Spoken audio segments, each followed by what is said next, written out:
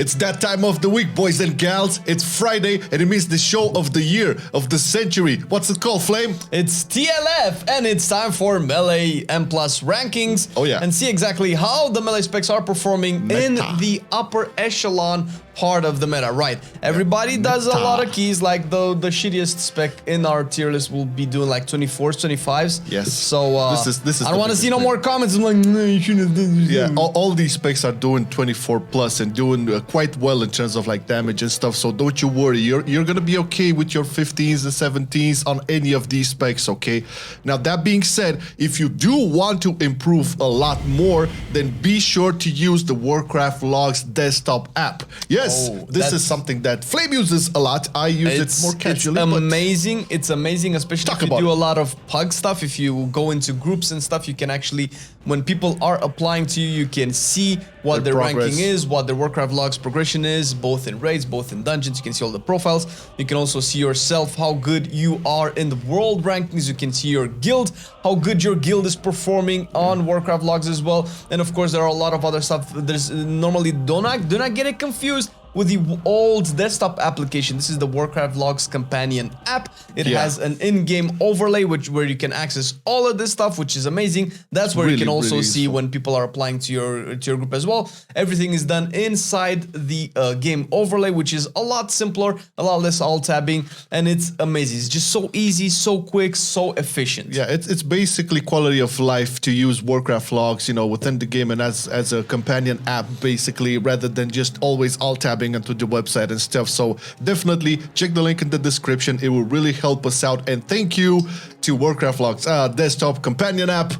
Desktop companion app? It's a companion, okay? It's the best. It's way better than the website.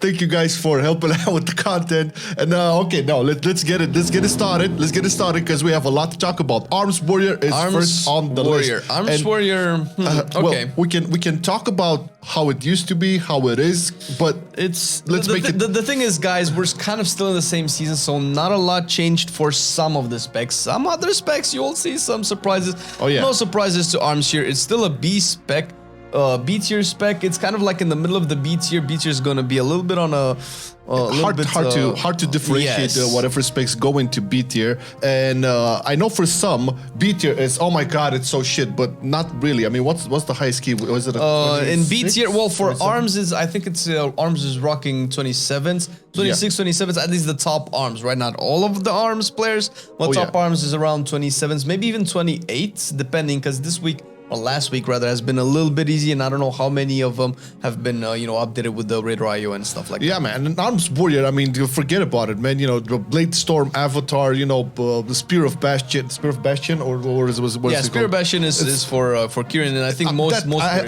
I've switched to Kyrian, and I'm having a blast on that shit. Yeah, it's amazing. Granted, your tank keeps the motherfuckers there. Because I keep... No, you can keep them there.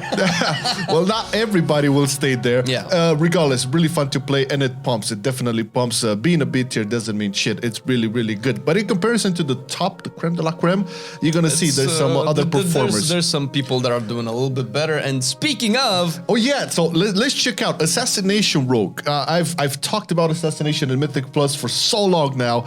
It's one of those specs where it's not the easiest to make work. Not in the sense that it's like super in-depth or complicated. It's just you have a lot to do and maintain. And because of that, it wasn't always rewarding, because you wouldn't see, like, damage profile wasn't always translated directly with the amount of work you have to put in.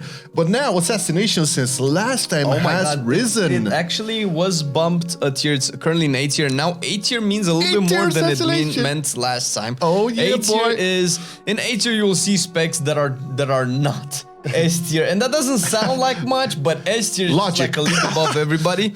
Assassination is around, I think, 28s, 29s, possibly 1 or 2 30s, but I'm not entirely sure, because not all of the people are, you know, doing Radar IO and stuff like that, but it probably has potential. From people who do, and most likely, you know, it's being held back by the fact that Swamp Rogue is probably going to be doing a little bit better. So not everybody's going to be playing. This is not, let's say, all the best rogues in the world are going to be playing Assassination. They might be playing sub instead. They want to push, definitely. But in terms of like how you feel right now, I have to try it out once again to see. I'm thinking probably it has a lot to do with, like, you know, everybody getting probably their max and bis item level gear all around, and things started happening way better. Stats are probably influencing this as well, but definitely have to try it out because Assassination is very, very engaging in AoE as opposed to like single target where it's a little bit more simple. But in AoE, if you can manage to be an A tier spec at that high level, it's definitely worth a shot. How many degrees do you need to play in AoE, man? Oh man, no, don't. I mean, listen, it's a lot of work. Just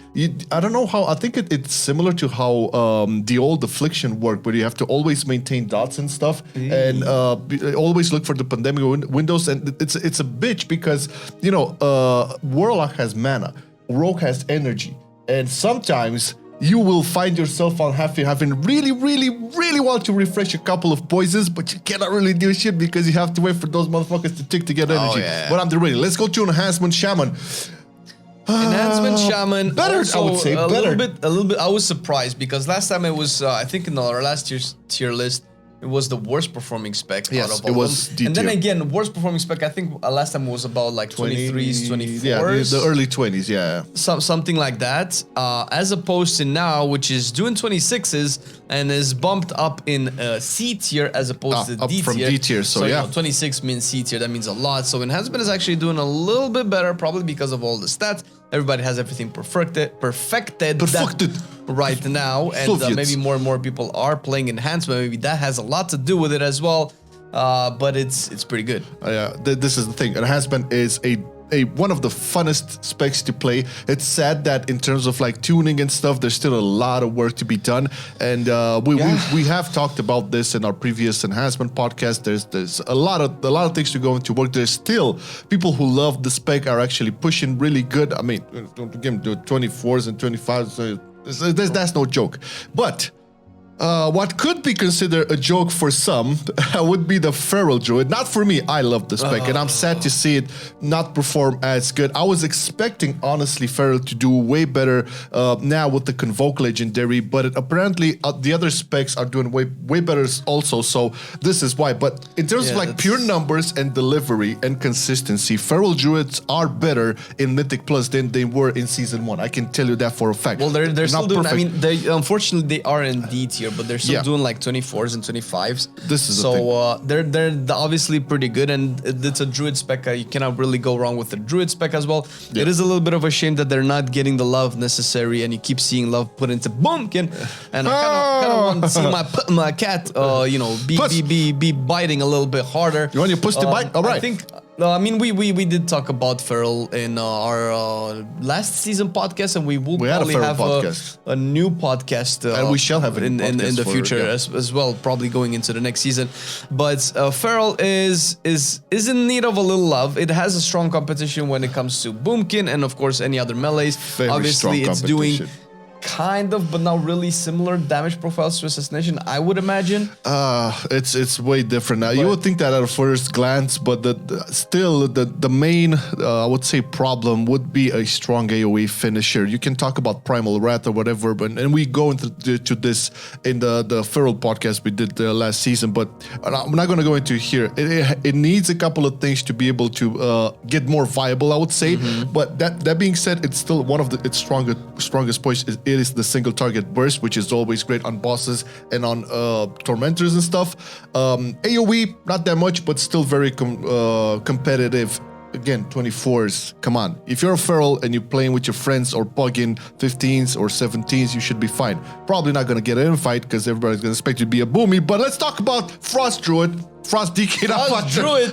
There you go. That's what it is. So it's good. It's Frost Death Knight. And Frost Death Knight kind of retained almost no changes since last time.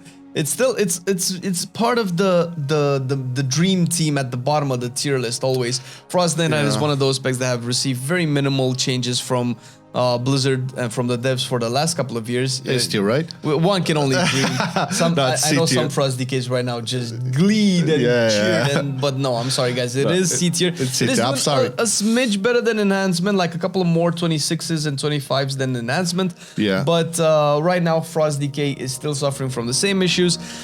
Breath is a really strong ability to use, and it does give you a really good damage profile, but it's very difficult to use, and it's your entire spec kind of relies on it. You cannot really play anything other than breath of competitively at the very high end. Although, you know, if you pump a lot of stats, eventually Ice Capped might be good as well. But Frost DK just needs a lot more love to be able to compete with the top specs. It's still doing good. I mean, you know, 26s, 25s. Again, it's still... Again, guys, any spec on this list is perfectly fine, no problemo, okay? Now, one spec that we were kind of expecting to be bumped up this season, and it actually did it. It's almost S tier, but not quite there. Fury Warrior. Warrior is like at the forefront of A tier. It's better than Assassination, at least in terms of keys. Well, right? if you really want to be nitpicky and you look at the top, I want to be nitpicky, Flame. Let's played. Fury Warrior is the third best melee spec in the game right now. There you go. In dungeons. You said it. You heard it here first. It's facts. It's science. It cannot be contested. But Fury Warrior, it's like, if you play Warrior, and mostly people started playing Arms this season because it was, you know, super good in the raid and stuff and for progress, and that's fair and dandy. But if you play Fury, you will definitely recognize that, okay, Arms has, you know, this different style of, you know, addressing the situation and being a little bit more calculated and watching out for your energy and stuff, while Fury, although it would seem very easy and spammy to play at first, it's not the optimal way to play, as I've learned, you know, watching at, you know, Codex and other people who are really, really into it. It's fun, it's fluid, but it's not that spammy. High consistent damage. Yes. I think it does have, if I'm not mistaken, people are still playing, some of them are still playing Synods of Tormented Kings, which gives you a lot of burst windows. And if you play Kieran and you play Kieran at the high, with Elysian Mites, that's like a lot of burst. If you have like a lot of crit, ridiculous. It's ridiculous. But again, yeah, it doesn't have like, you know, the super complex priority and openers and stuff like that. You can make an argument that it is spammy because, you know, you don't have a super clear priority. You just basically have to press whatever gets available first with I wouldn't say not a priority, a short priority over there. But the main gist of it is maintain your enrage and you'll be good to go. So I love playing Fury. I love playing Arms. I love to see both of them up there. But definitely Fury has taken the cake, almost S tier. Now, do we have someone who has dropped from the last time? We have actually, and this was a hard. This was the hardest spec to do. Havoc. Yeah. Because Havoc is way better than pretty much everybody in B tier, but is at a clear loss for the specs in A tier. Like, I actually considered adding an extra tier row. B plus or what? Just for Havoc. Havoc would be like the only B tier, and the rest would be like C tier.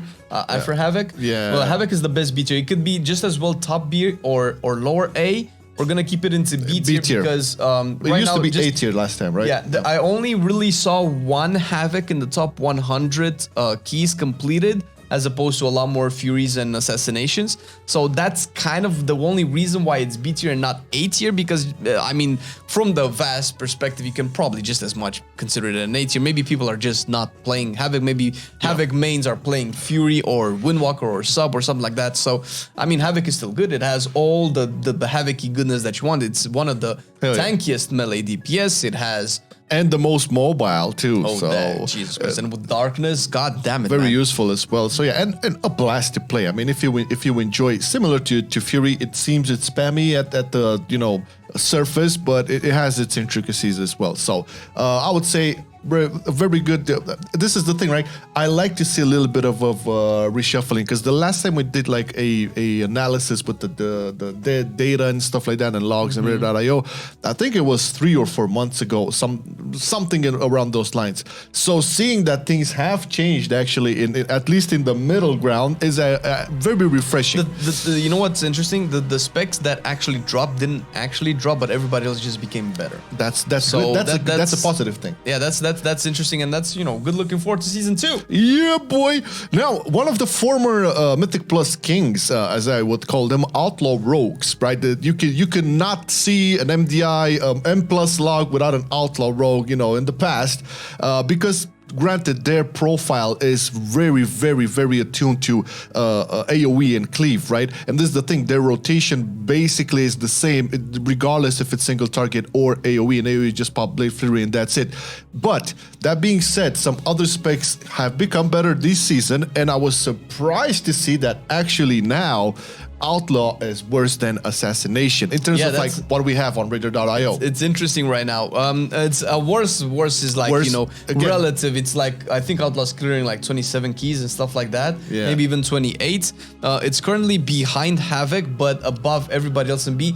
Like I said, if we were to put Havoc in a totally separate tier, Outlaw would be the best B tier spec in this case. It's doing pretty well. I mean, considering that it has to compete with Sub and Assassination, which are like rocking. I mean, Sub is not going to drop for 4 tiers, that's for sure. Yeah. It's hard to compete with it. But it's fun to see like the tables flop like 180, man. I could not believe it. Like I remember when we were first looking at the first changes to classes for 9.1 and stuff. I was like thinking, was one of the things I was thinking, man, can actually Sub become a spec for Mythic Plus? Because if you remember, up until 9.1, you didn't really see Sub anywhere. And I'm not talking not only Shadowlands, not BFA, probably Legion a little bit. So once 9.1 hit, so Sub had a really roller coaster performance in Shadowlands when at the beginning of Shadowlands it was really top, then it kind of dropped, and then with 9.1 it really exploded as one of the best melee specs in the game. So Outlaw right now is, I mean, you know, B tier is still good. It has good, all the, come on, all the 27s. Come on. I then mean, if you like good. Outlaw, then Jesus, just go and play it. Rogue is actually one of the best classes right now in Mythic Plus. Oh yeah. And the raid too. Don't get it twisted. But one of our sole favorite, my personal, I would say golden main, Red Paladins. This has been the most pleasant surprise, to be honest. I've seen you boys commenting on the Red Paladin guide. I've seen you there complaining that Red Paladin is not doing good in Mythic Plus and stuff. I played Red Paladin in Mythic Plus. It's ridiculously good. If you have a big group of mobs, don't even get me started on that huge burst. And single target too. Okay, mobility, utility, we can talk about that. But listen, Red Paladin was initially in our last ranking was in C tier, I believe. But C tier at the time meant like 23s, 24s. Right now, Red is all the way up in B tier. Hell yeah, behind Arms, and is doing 26s. But possibly, I might have missed the 27 or 2 if I didn't see it. Data's changing all the time. And I've probably played Paladin the most in the last couple of weeks, and I've played a little bit of Red as well. Mostly because I've played Prot, and the utility kind of translates to Red as well. I can tell you that I think one of the main reasons why Red is also getting up there is because of the utility, because of all the blessings and all the buffs. And all the off heals, the World of Glory off heals as well. Yeah, that's like helps. Even the off heals are and the really freedom. Good. Yeah, cleansing. There's a lot. You know, it can be useful for cleansing. You know, poisons. Yeah, and Plaguefall is a Paladin's dream. Yes, You'll love playing Paladin. You can pretty much dispel everything. And people will love having you as a Paladin there.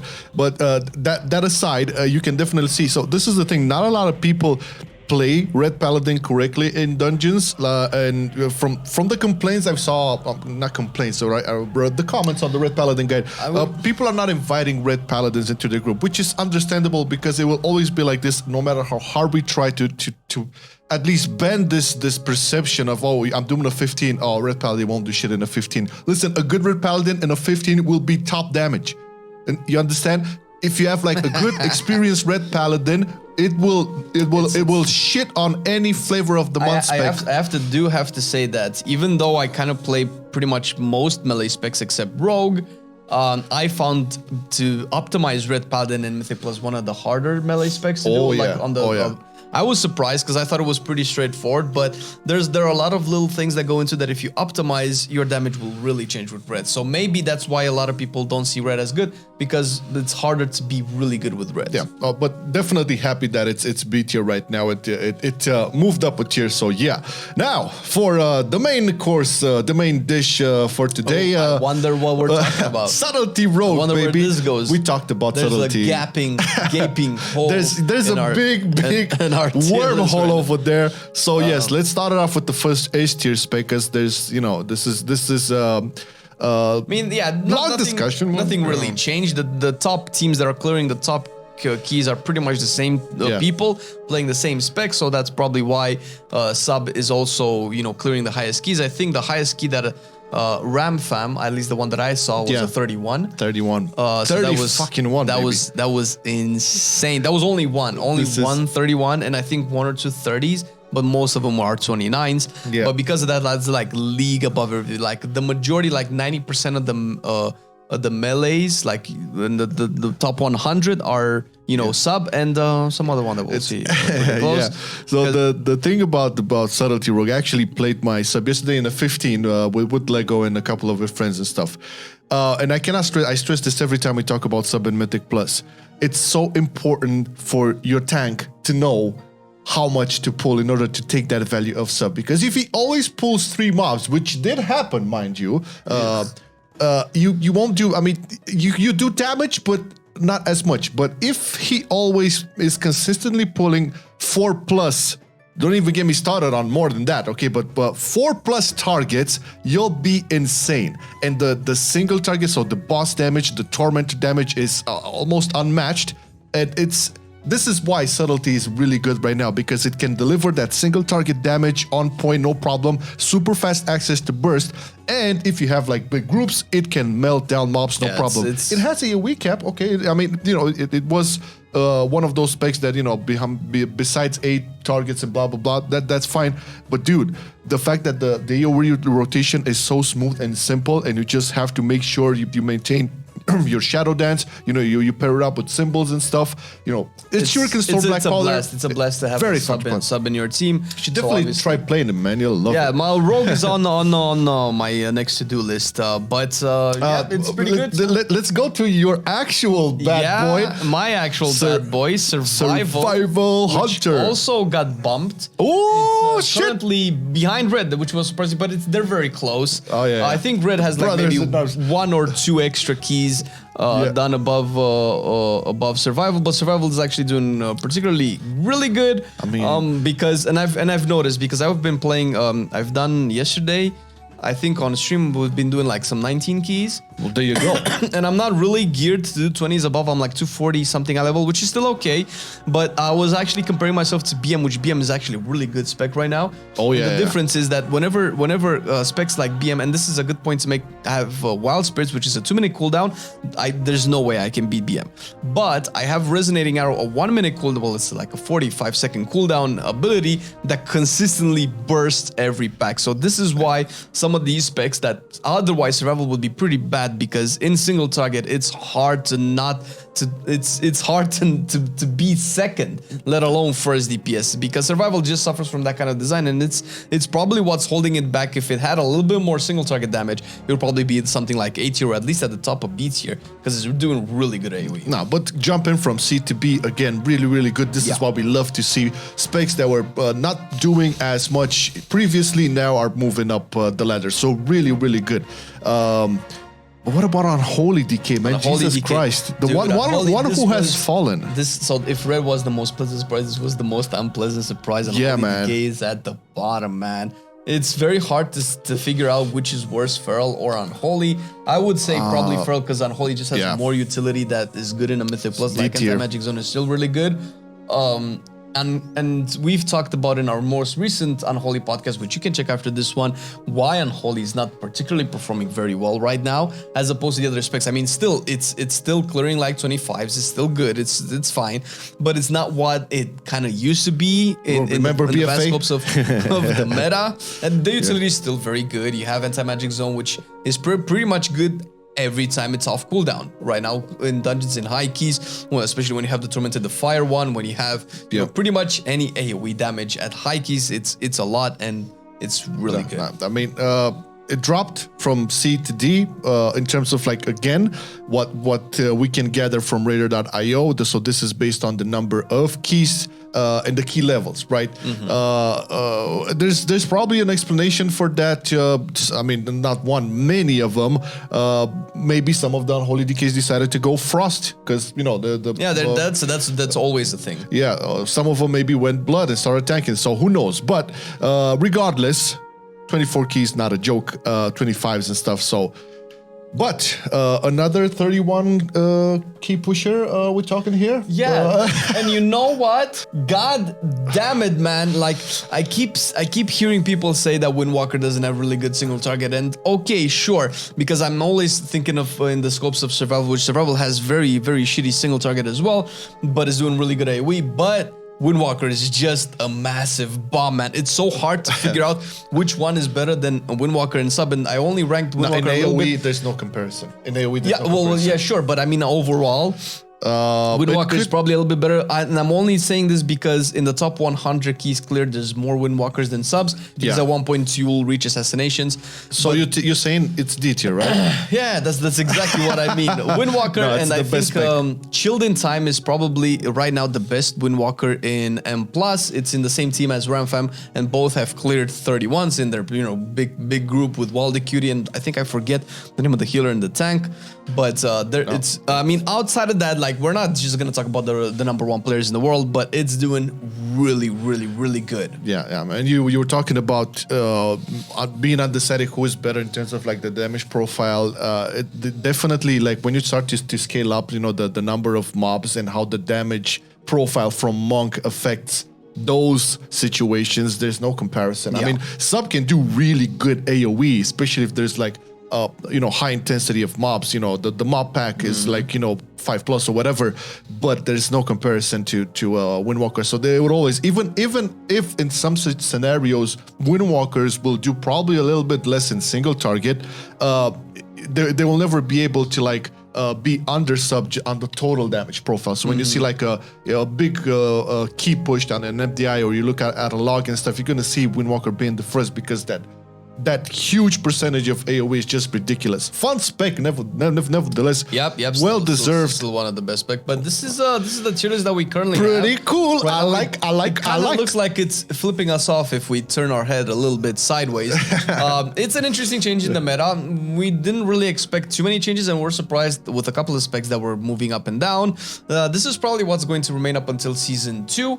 And again, disclaimer, guys, you can pretty much play anything you want. This is only looking at the very top creme de la creme Apex players, beasts of World of Warcraft that are clearing like the lowest 24s. I mean, I haven't done a 24, man. What am I gonna say? Yeah, again, you can play any of these specs in between 15s and 20s and be top damage regardless, right? If you play it right, if you master it, this is one of the I would say few cool things about this expansion is that, as opposed to BFA and previous expansions, you can actually take a spec and do well in, I would say, medium competitive content towards like the start of high competitive content. So that being said, we're happy for it. And you know why else we're happy? The Patreons! Because the Patreons! Always supporting everything that we do. Thank you very much, guys. You guys rock. You guys made it so that we can continuously upgrade and do new cool shit, and we have new cool shit ready for you guys.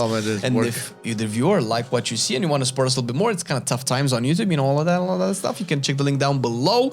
There are a bunch of tiers for our patrons that maybe one of them can be something that you're interested in. Maybe it's something for you. You can check it out. We have a couple of goodies ready, and you can always join us on our Discord and get all the other Patreon goodies. Yeah, man, it's a lot of work around here. We're pumping out 2 guides per week. The TLFs, the podcast, on Cooldown news show when there's actually news to talk about and stuff. The other projects that we're doing as well. We have been talking about getting into those goddamn short stories that we do on the intros. The intros for the class guides. It might be something ready for you guys soon. At some point we have to get started on that too. So you're supporting all of that, and we are forever grateful. That being said, thank you for watching TLF. And have what should they have? Wonderful today? Weekend, man. What are we serving today? Weekend with pasta. Wonderful bolognese. Sauce. Yes, wonderful sauce. I've been loving it then, I still love it now. Still, I play WoW. Still, I play WoW. Getting better every day, let me show you how. Cause still, I play WoW. Still, I play WoW. It's getting harder to stay, but at the end of the day, it's a guilty pleasure, so just log in and play. Whether it's classic or retail, I'ma do a /bow. Still, I play WoW.